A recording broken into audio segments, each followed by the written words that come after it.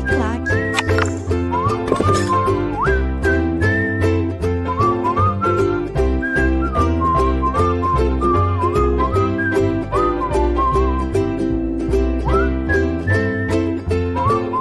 Olá, moçada do LAC Concursos. Estamos aqui para mais uma aula, Geografia do Tocantins, professor Marcelo com vocês. Prazer estar aqui novamente. E agora, dando continuidade à parte do quadro natural, vamos para a parte de vegetação, certo? Cobertura vegetal do estado de Tocantins. Então, vamos trabalhar. Pessoal, para começar, eu tenho que fazer isso aqui, porque isso aqui tem que ter uma diferenciação. É o seguinte. Pessoal, vocês estão vendo esse mapa aqui. Está aqui o mapa todo coloridinho, todo bonitinho, tudo beleza. Pessoal, esse mapa aqui tem um tema? Tem, Marcelo, está aqui, ó, Brasil, vegetação. Tem um tema. Está aqui, o tema dele é vegetação. Tudo bem. Então, significa que nesse mapa eu tenho todos os tipos de vegetação que existem no Brasil. Todos, certo? Muito bem. Pessoal, vocês estão vendo alguma parte do mapa que está sem uma cor definida? Não, Marcelo, o mapa inteiro está colorido, está tudo beleza, não tem nada aí, está tudo tranquilo. Muito bem. Então, isso significa que cada quilômetro quadrado do território brasileiro tem um tipo de vegetação. Tem um tipo de vegetação. Certo? Muito bem. Moçada, presta bem atenção. Está tudo colorido aqui. Certo? E agora? Marcelo, tem uns brancos aí no meio agora, aí, ó. O que é isso? Que negócio que é esse? O que aconteceu? Pois é, meu querido. O tema do mapa mudou. Não é mais um mapa de tipos de vegetação. É um mapa de domínios morfoclimáticos. Certo? Domínio morfoclimático é uma expressão criada pelo professor Aziz Absaber para caracterizar uma determinada área onde predomina um tipo de clima, um tipo de vegetação, um tipo de estrutura geológica e um tipo de relevo. A partir do momento que você tem a conjugação desses elementos caracterizando uma determinada área, essa área é um domínio morfoclimático, certo? Ô Marcelo, mas peraí, só uma coisa. E aqueles brancos ali, o que são? É o que nós chamamos de faixas de transição. Algumas bibliotecas colocam lá ecótone, certo? É um ecótone, uma faixa de transição. Certo? Não é um domínio. Marcelo, peraí, volta um pouquinho. Eu sei que tem a ver com você aí em Mato Grosso. Você está me dizendo, então, que o Pantanal Mato Grossense é isso aqui. É um tipo de vegetação. Sim, é uma formação complexa. Mas não é um domínio morfoclimático, não. Porque dentro do Pantanal você tem vários tipos de vegetação dentro dele. Não tem uma que predomina. Certo? Então, isso tem que ficar muito claro, porque para Tocantins nós vamos ter aqui um pequeno senão aqui. Se, numa determinada questão, o nosso amigo colocar assim, quais são os 3 principais biomas que nós encontramos no estado de Tocantins? O que você vai responder? Cerrado, floresta amazônica, a parte florestada, e a Mata dos Cocais, que pega um trecho. Mata dos Cocais. Certo? Biomas. Agora, se o nosso amigo perguntar quais são os domínios morfoclimáticos presentes dentro do estado de Tocantins, Amazônia e Cerrado. Não, Marcelo, você falou da Mata dos Cocais. Mata dos Cocais não é domínio, é área de transição. É faixa de transição. Não é domínio. Então, domínio morfoclimático, Tocantins, Amazônia e Cerrado. Agora, se ele falar principais biomas, Amazônia, Cerrado e Mata dos Cocais. Então, a Mata dos Cocais é um bioma, mas não é um domínio morfoclimático. É uma faixa de transição. Vocês entenderam? Então, isso tem que ficar muito claro. Tá certo? Beleza? Muito bem. Agora, eu botei esse mapa Mapa de vegetação. Pessoal, pelo amor de Deus, vocês não vão precisar decorar tudo isso aqui, não.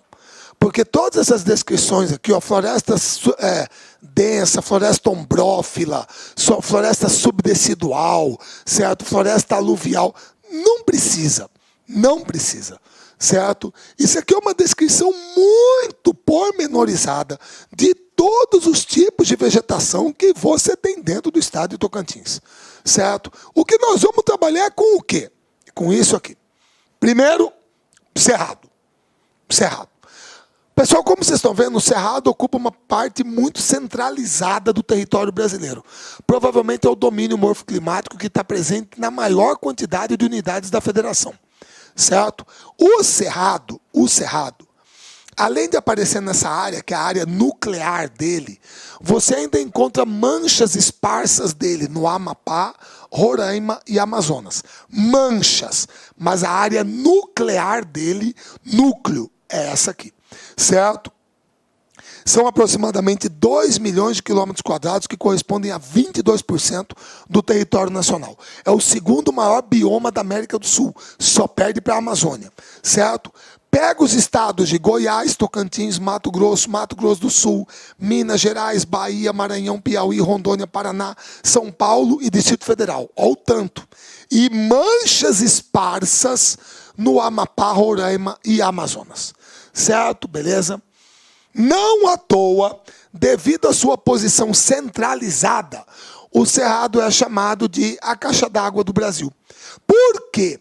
Porque dentro do Cerrado você tem nascentes das 4 maiores bacias hidrográficas brasileiras. Quais são? Amazônica, Paraguai, Paraná, Platina, Tocantins e São Francisco. Certo? Lembrando que boa parte aqui embaixo também é a área de abastecimento do aquífero Guarani. Tá? Beleza? Agora, a vegetação do Cerrado.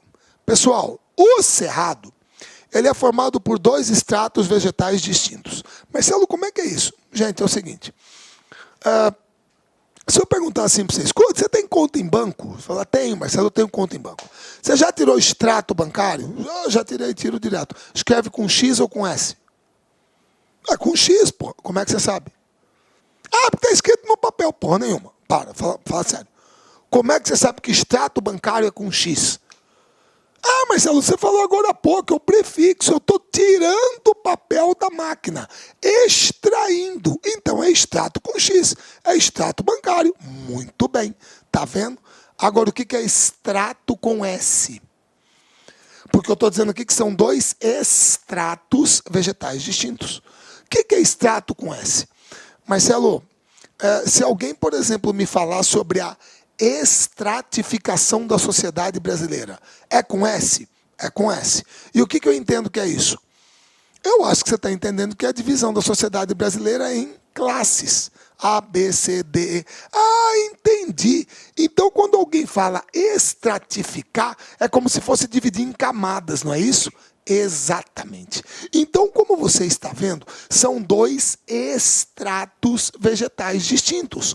O arbóreo e o arbustivo herbáceo. Olha só aqui essa foto, tá? Ou melhor, eu vou melhorar. Olha essa foto. Pessoal, olha só para a parte de cima da foto, só para a parte de cima. O que você está vendo? Marcelo, com todo respeito, eu estou vendo aquela decoreba do ensino médio, né, que a gente tem, né? Árvores de porte pequeno, médio, casca grossa, galhos retorcidos, espécies como piquezeiro, cajueiro, barbatimão, pau-terra, lixeira, tá tudo aí. Exatamente. Agora esquece a parte aérea e olha só o chão. Só o chão. O que você está vendo? Marcelo, o que eu estou vendo é arbusto, capim, rizomas, raízes, tubérculos, sei lá, espécies como fedegoso, quebra-pedra, cansanção, nó de cachorro, picão, cidreira, tá tudo aí. Exato. Então, são 2 estratos vegetais distintos, o arbóreo e o arbustivo herbáceo. Certo? Onde que está a maior parte da biomassa vegetal? No chão. No chão. A maior parte da biomassa vegetal está no chão. Por isso que ele é considerado um domínio arbustivo herbáceo. É a maior parte da biomassa vegetal concentrada aqui. Certo? Beleza? Você sabe que o cerrado é um ecossistema, moçada, adaptado à queimada. A queimada é parte do ciclo dele, certo? Você pode falar que a casca grossa pode ser tanto uma proteção contra o fogo, quanto também para evitar perda de líquido por transpiração no caule, para suportar a época seca. Você já percebeu que depois de um período de queimada, a árvore está com o tronco carbonizado, primeira chuva que cai, começa a brotar folha, certo? A floração do cerrado, você entendeu? Ela é adaptada a isso, tá? A questão do galho retorcido, a turma aponta para duas coisas. Primeiro, a composição mineral do solo. É um solo pobre em nutrientes, naturalmente ácido. Ah, Marcelo, mas o que isso tem a ver? Meu querido, presta bem atenção. Será que você se lembra que osteoporose é carência de cálcio no organismo? Você começa a perder cálcio. E o que acontece com a osteoporose? As articulações atrofiam, elas se deformam, as juntas, não é isso? Olha o que a carência de um elemento químico pode provocar no nosso organismo. Por que a composição química do solo não poderia influenciar nisso? É uma hipótese. Por que não o galho retorcido? Qual é a segunda? O fogo. Ah, mas você falou que o cerrado é adaptado. Pois é, mas o problema é que geralmente, nos vegetais, os galhos, as extremidades crescem na chamada gema apical. Você também tem a gema axial, mas a gema apical é onde cresce, beleza? Ora, moçada, se você tem fogo queimada, o que o fogo vai fazer na gema apical? Vai necrosar o tecido, vai matar. Como é que o galho vai crescer num tecido necrosado? Então ele cresce de forma assimétrica. Você entendeu? São as duas hipóteses que o pessoal coloca. Composição mineral do solo, certo? E ação do fogo. O galho retorcido, certo? É uma característica da fitofisionomia do cerrado. Tranquilo, certo? Beleza? Ah, mas o solo é naturalmente ácido. Sim, porque é principalmente latossolo, é um solo álico, certo? Ele é naturalmente ácido e o alumínio é um elemento anfótero. Ele pode acentuar características de acidez ou de alcalinidade, dependendo do meio que ele se encontra, certo? Por isso que a gente joga calcário para corrigir o pH e poder plantar. Beleza. Certo? Com técnica você produz, tá? Agora, o cerrado é um bioma, mas não significa que ele é totalmente homogêneo. Por exemplo, esse aqui é o cerrado típico, característico, certo? Que a turma está mais acostumada a ver. Agora, isso aqui também é cerrado. Isso aqui é um cerrado de maior porte, que a turma chama geralmente de cerradão, um cerrado mais denso, que de repente tem até a do meu estado, Mato Grosso, certo? Isso aqui também é cerrado.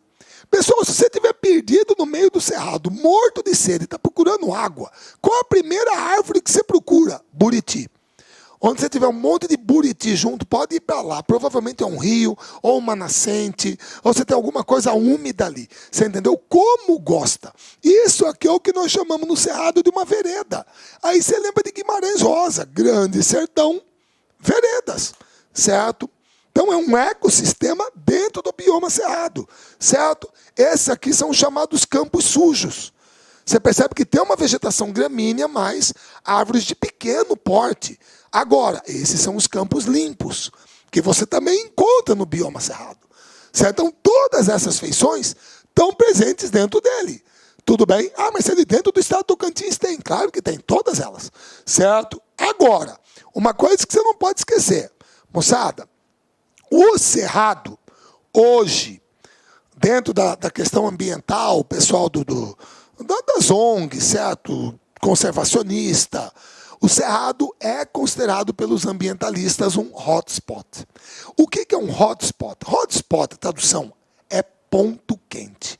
Agora, ponto quente do quê? De biodiversidade.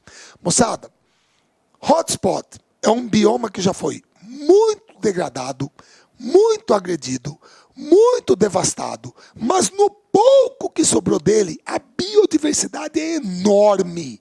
Certo? Moçada, e aproximadamente 80% do cerrado já foi para o pau. Sobrou mais ou menos uns 20%, 20% a 15% dele. Por aí. Você entendeu? Avanço da soja, pecuária, nada contra. Certo? Gera riqueza, mas tem um impacto ambiental. Esse é o outro lado, é ação e reação. Certo? E o cerrado é o terceiro bioma brasileiro em biodiversidade, só perde para a Mata Atlântica e para a Amazônia. Então, dentro do território brasileiro, segundo o pessoal ambientalista, existem 2 hotspots. Quais são? Mata Atlântica e Cerrado. Ah, e por que a Amazônia não é? Você acabou de falar dela. Pessoal, a maior parte da Amazônia ainda está conservada. Eu falei que hotspot é um bioma que já foi muito agredido, muito devastado, muito degradado, e no pouco que sobrou dele, a biodiversidade é enorme. Então, o Cerrado é um hotspot. Beleza? O outro bioma que você vai encontrar no estado de Tocantins é a Amazônia. É o domínio amazônico. Moçada, está localizado na região norte do Brasil e da América do Sul. São aproximadamente 5 milhões de quilômetros quadrados no nosso território, 60% do território nacional, pegando Amazonas, Amapá, Acre, Pará, Maranhão, Rondônia, Roraima, Tocantins e Mato Grosso. Certo? E o que é o bioma amazônico? Pessoal, floresta. Pessoal, primeira coisa que você vai falar, primeira coisa, presta bem atenção, moçada, o mais simples possível. O que é uma floresta? É um monte de árvore. Pronto, acabou, não precisa falar mais nada. Se o cara falou que o troço é uma floresta, é porque é uma formação arbórea. Você nunca ouviu falar isso. Olha que floresta linda de capim-cidreira, como é que é? Uma floresta de capim. Você está maluco? Floresta é árvore. E a floresta amazônica é uma floresta de árvores de grande porte, uma floresta, certo, com fanerófitas, mega fanerófitas de 40, 50 metros de altura. Certo? São espécies de crescimento contínuo, vão em busca da luz solar. Você está na zona equatorial, que recebe insolação de maneira mais homogênea o ano inteiro. Certo? São árvores de grande porte. E aí você tem algumas das características dela. Quais são? Primeiro, essa expressão aqui, ileia, ela foi criada pelo naturalista alemão Alexander von Humboldt, quando andou aqui pelo Brasil. Lá no século XIX, eu acho, 18, 19, por aí, acho que foi mais 19. Tá? Quando ele foi para a Amazônia, ileia, botou esse nome. O que quer dizer isso? Quer dizer que é uma floresta densa, fechada, compacta. Do céu você não vê o chão, do chão você não vê o sol. Ah, mas do chão você não vê o sol. O sol, não. Você vê fiapos de sol entre as árvores. Você não vê o sol. Fala para mim que aqui você está vendo o chão. Não está. Isso aqui é o dócil da floresta. As copas das árvores entrelaçadas. Você não vê o chão. Então é uma floresta densa, fechada, compacta. Marcelo, higrófila, o que quer dizer isso? Úmida. Grande precipitação o ano inteiro, aquele fenômeno de evapotranspiração. Evapora a água da bacia, a floresta transpira, muita umidade sobe, subindo o vapor d'água condensa, volta na forma de chuva. É uma chuva convectiva, certo? Você também pode chamar essa floresta de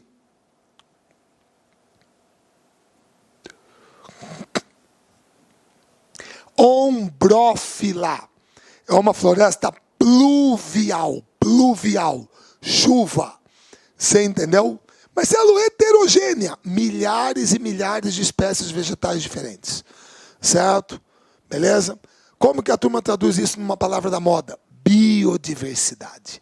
Absurda. Marcelo, autotrófica, alimenta-se de si mesma. Produz o próprio alimento. É aquele negócio que cai folha, cai fruto, galho, vai para o chão, apodrece, aquela camada de humus, matéria orgânica, os nutrientes vão para o solo e são absorvidos novamente pelas raízes. Então ela se alimenta de si mesma, produz o próprio alimento. É autotrófica. Certo? O que mais? Latifoliada. Marcelo, o que é latifoliada? Meu querido, você que responde para mim, o que é latifúndio? Ah, mas latifúndio é uma fazenda grande. O que é latifoliada? Ah, entendi, folhas grandes, exatamente. As folhas são grandes, largas, grande superfície de transpiração. Marcelo, perennifolia? Isso, folhas perenes.